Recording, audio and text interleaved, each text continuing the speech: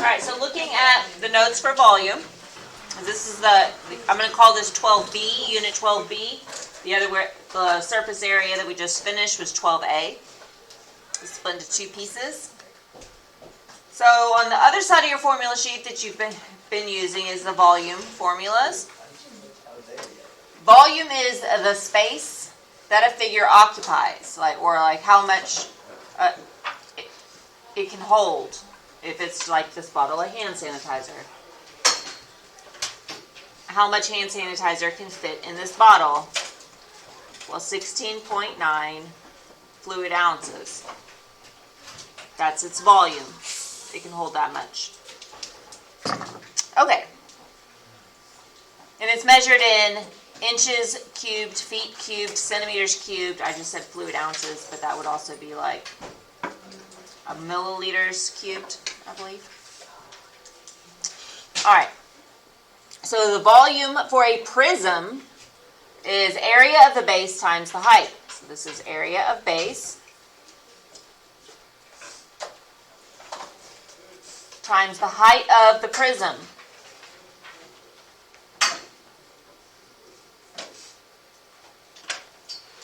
So the height of the prism is the distance between the two bases. That is the height. And area of the base is the same area of the base that we were using for surface area formulas. They're still on the board over there for the different shapes you could have for your base. The first one is a rectangular prism. The thing about a rectangular prism is it doesn't matter which rectangles you call the base. You're going to have, there's three sets of pairs of bases. If I say that the sides are the base, because I just like that better. Andrew, that's for you. For Thursday. So if I say that the sides are the bases, like that, then the area of the base would be, so the capital B, 3 times 6. Length times width, right, is 18. And that would make this 15, then, the height of the prism. And the formula, volume equals B times H. Since I now have both of those things, I could say that the volume is 18 feet squared, because this is feet squared, times 15 feet. And then 18 times 15 tells me that the volume is 270 feet. I had feet squared, and then I multiplied it times another set of feet, so that's feet to the third power, feet cubed.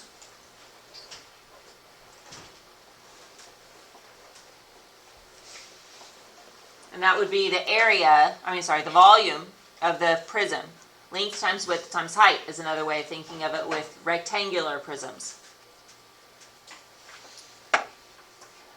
The next example has a triangular base.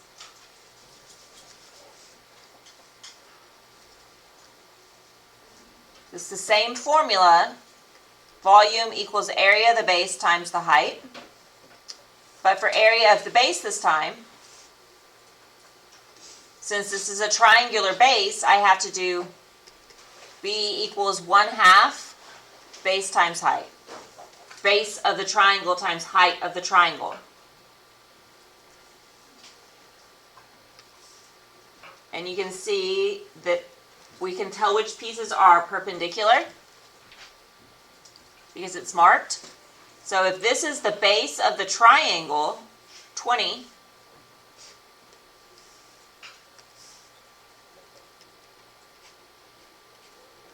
I have to know what the height is. But I don't know what the height is. It's what's perpendicular to the base. So that means that I have to use Pythagorean theorem since I don't have all three sides. But I have two of the sides because I have this 29, so that means the hypotenuse is 29 meters. So I could do h squared plus 20 squared equals 29 squared. So h squared equals 29 squared minus 20 squared. So h squared equals 441. And then we take the square root of that, and h is 21. So we found out that the height of the triangle is 21 meters.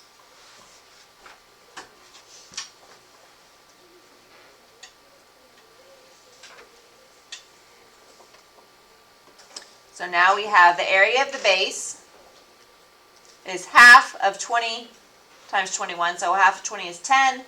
10 times 21 gives me 210. And this is meters squared. And then the other thing I'm going to need is the height of the prism. So between the bases. Between the bases is 40 meters. That's the height of the prism.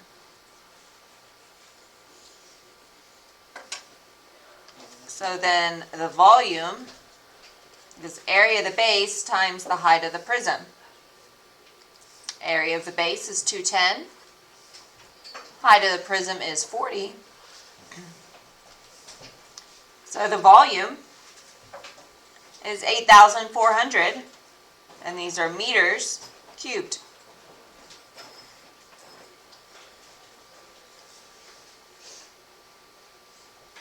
So the formula you use for area of the base depends on the shape of the base of the prism.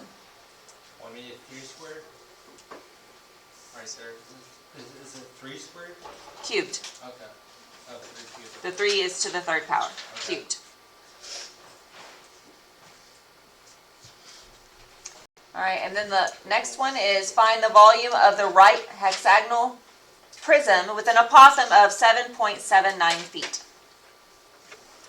So again, we have a prism, so the volume equals area of the base times the height of the prism. All right, I see the bases are highlighted in yellow, so that means this 12 is the height of the prism. It's connecting the bases. And for area of the base, this is a hexagon. So for area of the base, I'm using the formula for a regular polygon. 1/2 of the apothem times the perimeter. I'm given the apothem is 7.79 feet.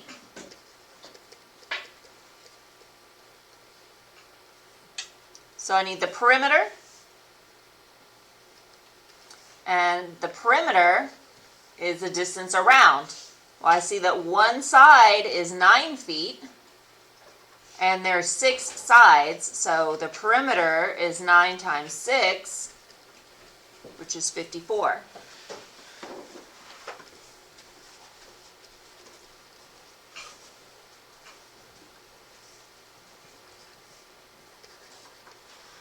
So then we do 1/2 of 7.79 times 54. And it's 210.33 feet squared because it's area, so the area of the base. And then we already figured out that the height was 12 feet. So now we can say that the volume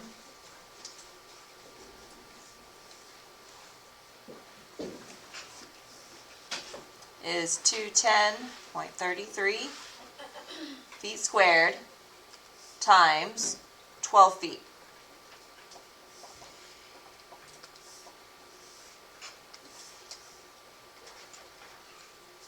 So the volume is 2,523.96. We're going to round to the 10th place. That 6 tells the 9 to go up. So it becomes 0, carry the 1, that becomes a 4. So 2,524.0, and we have feet squared times feet, so now we have 3 sets of feet, so feet cubed.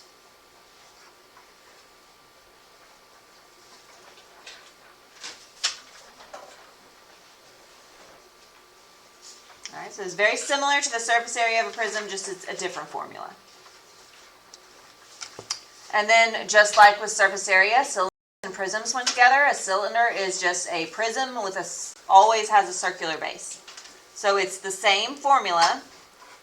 This is where capital B is area of the base. And H is height of the prism. Oh, in this case it's a cylinder.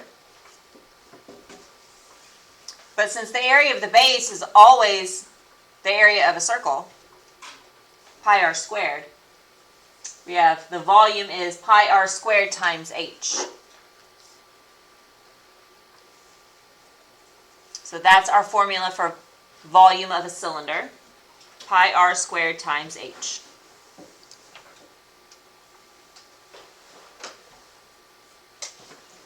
Alright, so the next example says to find the volume of the cylinder in terms of pi and round it to the nearest tenth. So I'm going to set up the formula. Volume equals pi r squared h. Well, I know h is the height. And so it's the distance between the two bases. It's perpendicular, so it's given here as 16. And I see that the radius, well, I don't see the radius. I see the diameter is 8. So that means that the radius is 4. Make sure you don't use the diameter for the radius. So this is 4 squared and a pi. So the volume is 4 squared is 16. So 16 times the height, that's 16,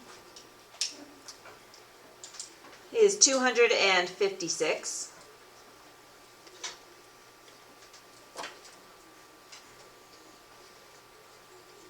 Pi, these are meters cubed. So in terms of pi, it's 256 pi meters cubed. Or as a decimal, we just multiply times pi, and it's 804.2 meters cubed.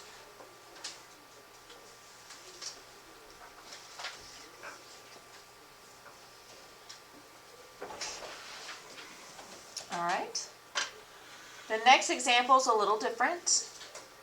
It's not just calculate the volume. It says a cylinder with a base area of 121 pi meters squared and a height equal to twice the radius. And also it doesn't say what to do. We're going to solve for we're going to find the volume. So if we're going to find the volume equals area of the base times the height. Right? We're given area of the base. A base area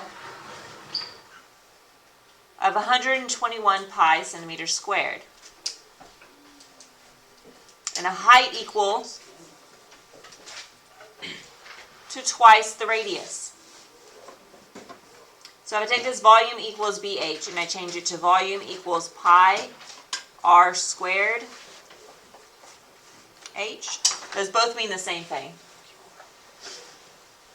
If I were to just plug in 121 pi, I still wouldn't know what h is, right? So I can't solve for the volume without knowing the height. So first I could use the cylinder, the base area. I know the formula for B, right? Because B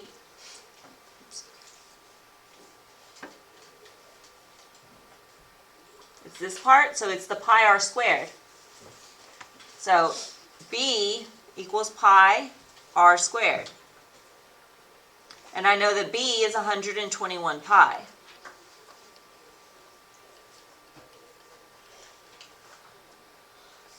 So I can solve for the radius. If I divide by pi,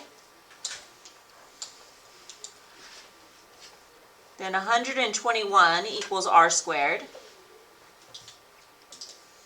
So then I take the square root to get rid of the squared. So r equals 11. So the radius is 11, and the height is equal to twice the radius. So that's saying H equals 2 times R.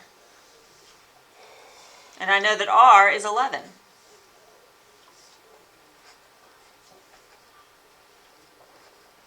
So that means that the height is 22. I guess we're talking about centimeters here. So now I have everything I need to solve for the volume, because I have that the height is 22. And I have R. Oh, well, I guess I could do it this way. R is 11. But really I have the area of the base. Either one's fine. So this is 121 pi.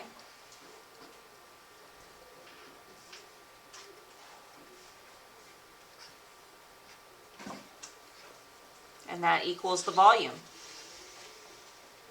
So then the volume is 2,662 pi centimeters cubed.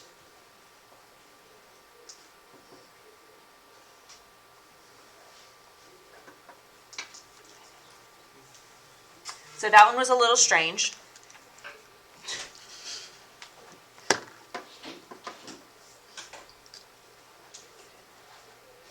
And then effects of changing dimensions. Remember I said for this, figure out your formula and then change it accordingly. So the volume of a prism. Volume equals area of the base times the height of the prism. Well, based on what this says, the length, width, and height, I'm assuming this is a rectangular prism.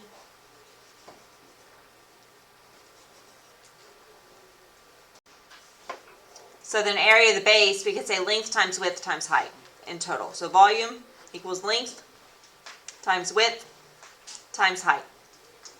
Area of the base, length times width times the height of the prism. So all of those things are doubled. So I say times 2 to the length, I say times 2 to the width, and I say times 2 to the height.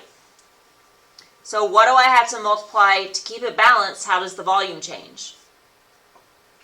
So 2 times 2 times 2, that would be 8. 2 times 2 is 4, times 2 is 8.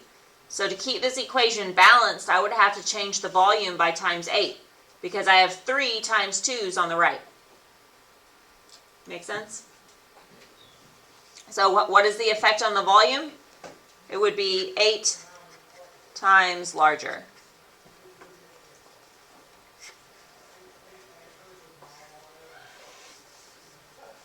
All right, and then the last example, we have a cylinder, and we're talking about volume. So volume of a cylinder, V, equals pi r squared h. But for effects of changing dimensions, don't leave anything squared. If you have something squared, write it out. Expand it. So volume equals pi r h. Because that's the same thing as r squared. But now you can see them separately. And this one is saying that the radius and height of a cylinder are multiplied by 2/3. So the radius is times 2/3. This is another radius, so it's times 2/3. This is the height. It said height times 2/3 also. So then, it gave us the volume. The volume is 54 pi. So instead of V, I'm making this 54 pi. So if I change the right side by all three things, I need to change the left side by the equal amount. So if I multiply this together, 2 times 2 times 2 gives me 8 in the top. 3 times 3 times 3 gives me a 27 on the bottom. So I'm multiplying 54 times 8 over 27. Which actually just gives us 16 pi. So the new volume would be 16 pi.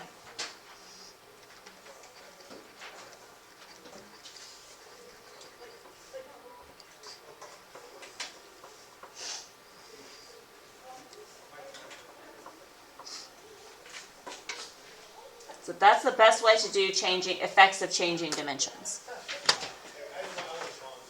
And the answer key is in OneNote for today's assignment 12B-4.